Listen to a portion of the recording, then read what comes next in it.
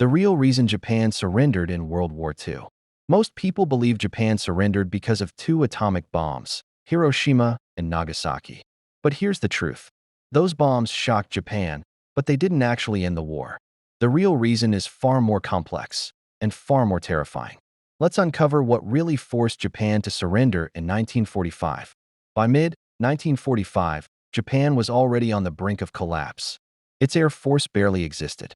American firebombing raids had already killed more people than the atomic bomb at Hiroshima. Tokyo alone lost over 100,000 civilians in one night. Yet Japan refused to surrender. Why? Because Japanese military leaders believed in fighting for the last man. They feared surrender would mean the end of their emperor, and with him, Japan's identity. On August 6, 1945, the U.S. dropped an atomic bomb on Hiroshima. 3 days later, Nagasaki. The destruction was unimaginable. Entire cities vanished in seconds. Some generals argued, if America has one bomb, they won't have many more. Even after Nagasaki, Japan still hadn't surrendered. What changed?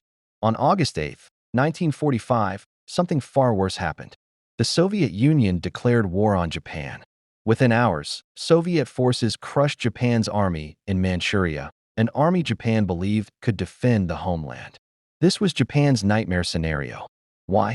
Because Japan had been secretly hoping the Soviets would mediate peace with the United States. Instead, the Soviets became enemies, and they were advancing fast. Japan now faced total annihilation. The U.S. invading from the south, the Soviets invading from the north. No chance of negotiation. No way to protect the emperor. This, more than the atomic bombs, shattered Japan's last hope. For the first time in history, Emperor Hirohito intervened directly. He overruled his own generals. Not because Japan had lost battles, but because Japan faced extinction.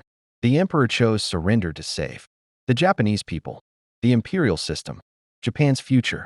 On August 15, 1945, his voice was broadcast across the nation, announcing Japan's surrender. Many Japanese citizens heard their emperor speak for the first time ever. So yes, the atomic bombs mattered. They shocked the world. But the real reason Japan surrendered was this: the sudden realization that continuing the war meant complete destruction, with no escape. Japan didn't just lose the war. It faced the end of its civilization. And that truth changed history forever.